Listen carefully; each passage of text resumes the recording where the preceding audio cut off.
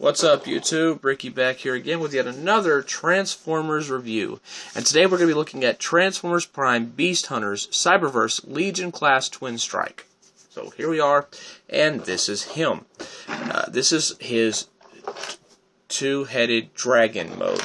And this is a homage to the G1 Terracon, which, ironically enough, this guy here I will show off actually will be combining with his fellow wave mates to be released later on into Transformers Prime Abominus, and I can't wait. I will get them all, and I will have that review up as well. Now, in a minute, I'm going to tell you about what I like about this figure. I'm going to tell you an issue that you may want to look out with yours if you pick one up. I don't think anybody else has talked about it. But anyway, here we are in his dragon mode.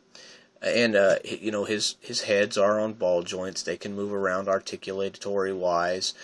These arms can move, but this doesn't tab anywhere, so you want to be careful moving it. And then these legs back here move, and his back feet are on ball joints. That's about it. He does come with his little hammer, which you can see tabs right into, very tightly, into his tail section back there. But it's a nice, very highly detailed hammer, somewhat reminiscent of the hammer that they used in Season 2, I believe it was, of Transformers Prime, to the one that's supposed to rebuild everything. Looks really nice. And it can be plugged in as a blaster. It can be held as a hammer, which we'll get into in a minute. And, you know, there are countless ports on him that you can plug it into. We're not going to get into all that. Put the weapon to the side. Now we come up here with size comparisons. First, we're going to look at, going to use Arachnid. And you can see this dragon just towers over this puny helicopter mode. It's no comparison, really. And then we're going to bring in someone in vehicle mode that I have not shown off yet in his vehicle mode as a size comparison to Commander Class Optimus Prime. And you can see that in his dragon mode, he is just about as lengthy and even as beefy and bulky as a Commander Class, but he is a Legion Class size. So that's a nice change of pace. Now we're going to get into his transformation, which is fairly simple. You want to flip up the tail to his back. You want to come down here. You want to rotate the dragon legs around to form his robot feet. We're going to get to these in a minute because this is the issue that I was discussing earlier, briefly. You want to bring the arms down. Well, these are his heads, but they're going to become his arms. And you want to then swing this section all the way around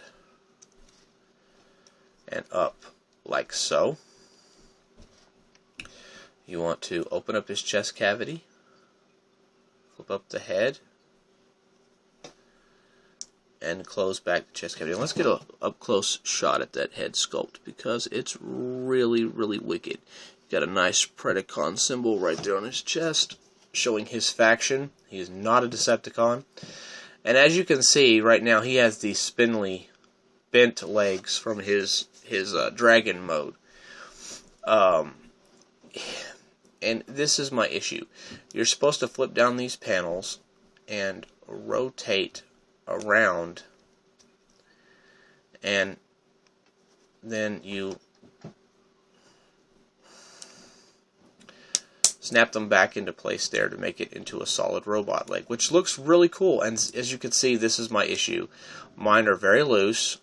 That one just did it on its own, and it will slide into place, but mine's very floppy. But the main problem that I had is after 2 times of transforming this guy, the rivet that's in here is on a screw.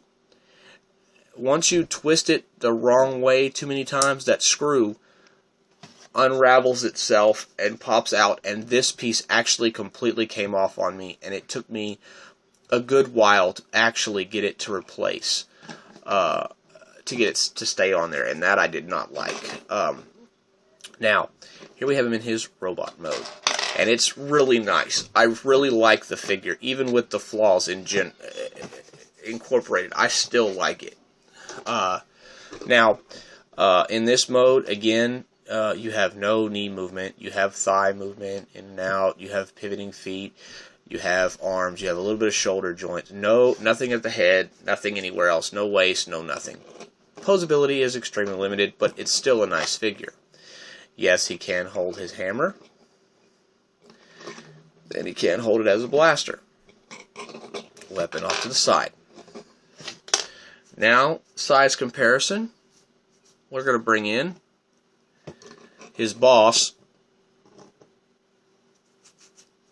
Mr. Predaking.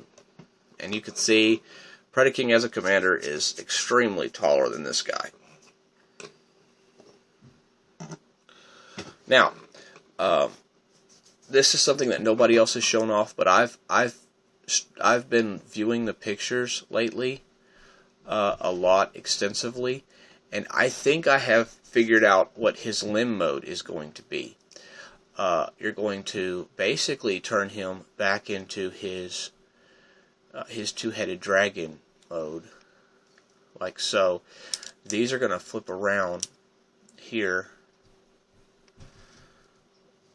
and this is going to make the claw section, so to speak, like this. Then you're going to take these, and you're going to rotate this, I believe, back around. This is the one part I'm not really